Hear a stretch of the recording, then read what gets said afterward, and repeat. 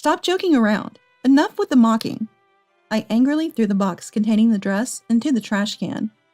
Hey, what are you doing? Throwing away what your son gifted his child is just awful. Susan confronted me with these words.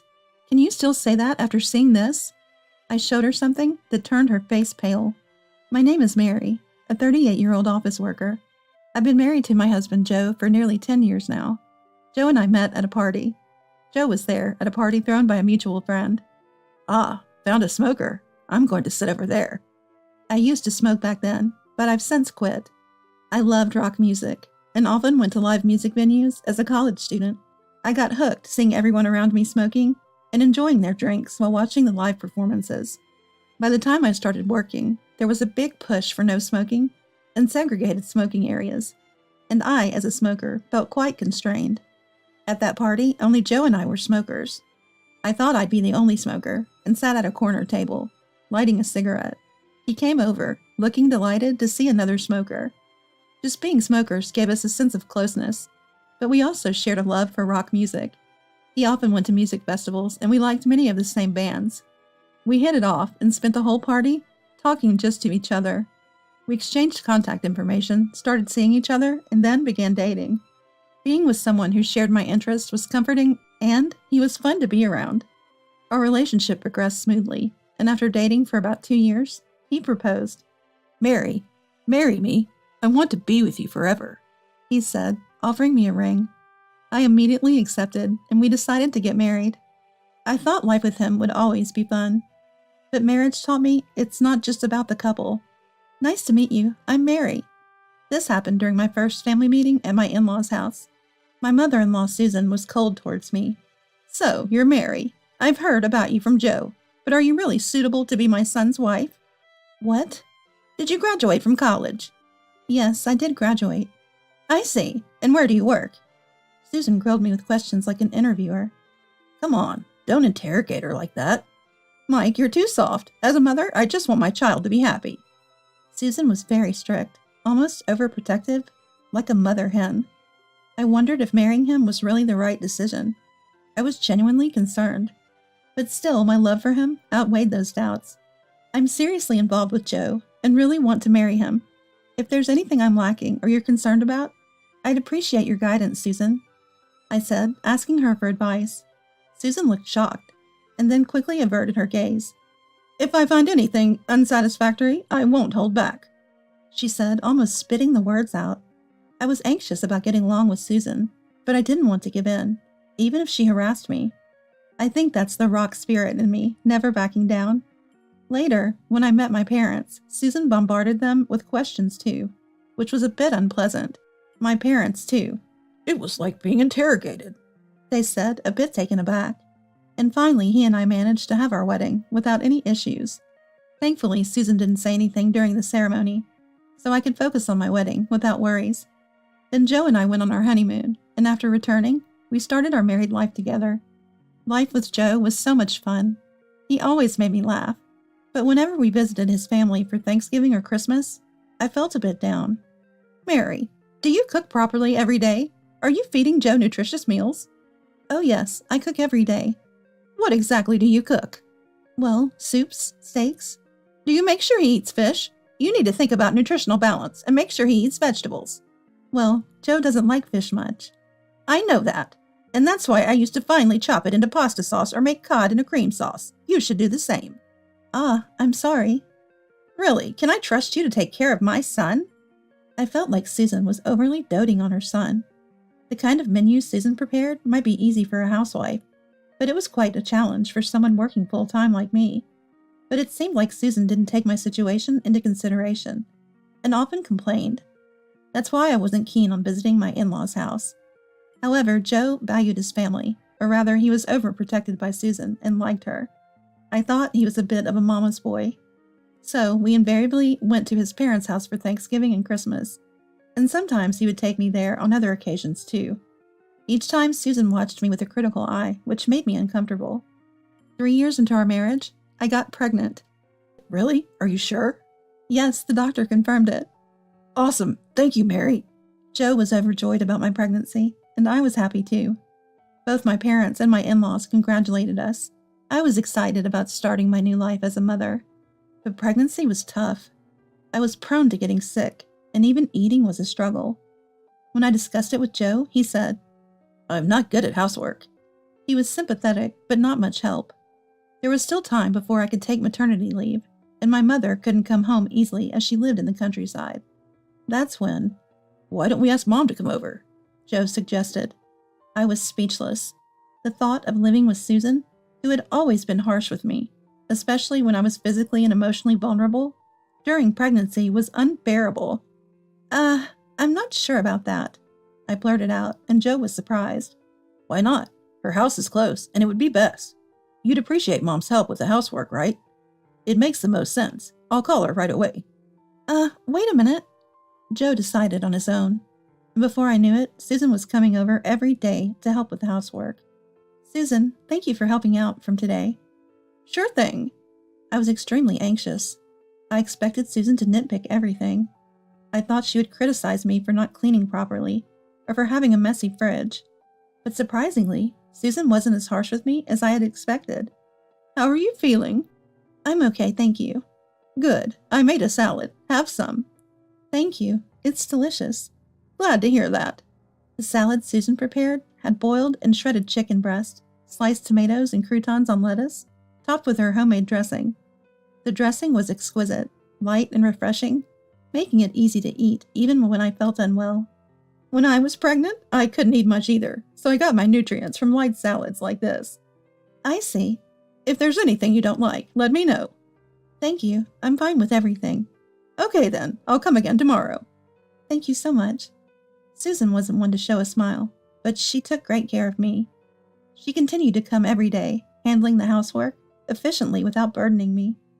Susan was an excellent cook, preparing many delicious dishes that even I could eat. Thanks to her, I was able to spend my pregnancy days calmly without any stress. "See, I told you it was the right decision to ask Mom for help." "You were right, Joe. Thanks for calling Susan." Then I went on maternity leave, but there was no need to go back to my parents' house because Susan helped with the chores and took care of me. "Susan, I really appreciate everything you do." "It's fine. That's what family is for, to support each other during tough times." Susan. Maybe I had misunderstood Susan. I thought she was a troublesome person who doted on her son and saw her daughter-in-law as an adversary, but that wasn't the case. She accepted me as part of the family and was strict because of that. A few months passed and I gave birth. It was a healthy baby girl. "You did well. Congratulations." "Thank you, Susan." Susan congratulated and comforted me. My parents also came to celebrate the birth. Joe managed to get away from work and was thrilled about the arrival of our daughter. Thus, with the arrival of our new family member, Joe and I began our life as a family of 3. Susan's help with our daughter, Karen, during my maternity leave was invaluable. Karen grew quickly, learning words early on. "Mom, Dad," she began calling Joe and me. Time flew by as I raised her, and soon she was 5 and attending kindergarten. While I balanced work and parenting, Susan considerately helped with Karen.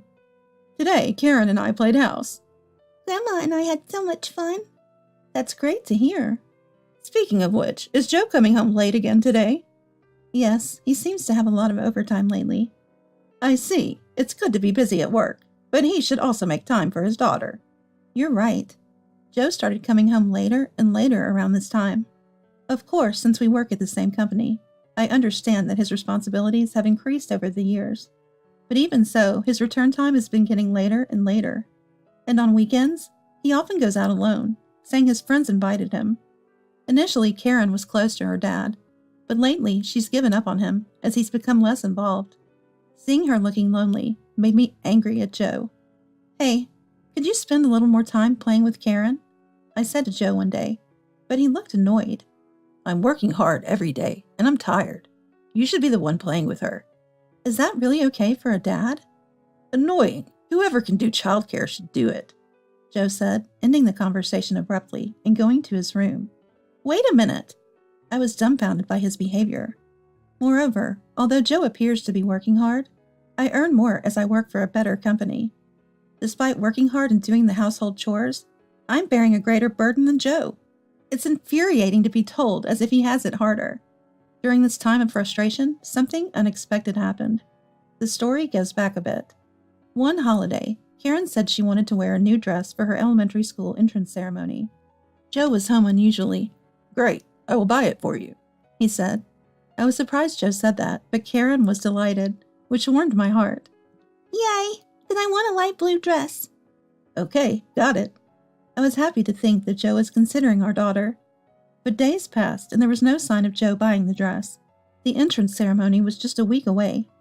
Maybe he'll buy it next weekend, I thought, but Joe went out again, saying his friends invited him. Had he already prepared it? I became very anxious. During this time, Susan came over to help with Karen's care. "There's a lot to prepare for the entrance ceremony, isn't there?" "Thank you, Susan." "Is Joe not here again?" "That's right." "What could Joe be doing at a time like this?" Susan, too, was clearly frustrated that Joe had recently stopped taking part in caring for Karen. Then, something startling happened. While my daughter, Susan, and I were at home, the doorbell rang with a delivery. It was a package addressed to Karen. The sender's name was Joe, and it was marked as children's clothing. Thinking it might be the dress, Karen and I opened the box. But the dress inside wasn't the light blue one she had wanted. It was black. "What's this?" I felt a surge of anger looking at the color. It was so black, like something one would wear to a funeral. This wasn't appropriate for an entrance ceremony. Then I found a letter on top of the dress, which made me even angrier. "Dear Mary, a gift from Joe and me to Karen. It's a pricey dress worth $1,000, so please use it carefully.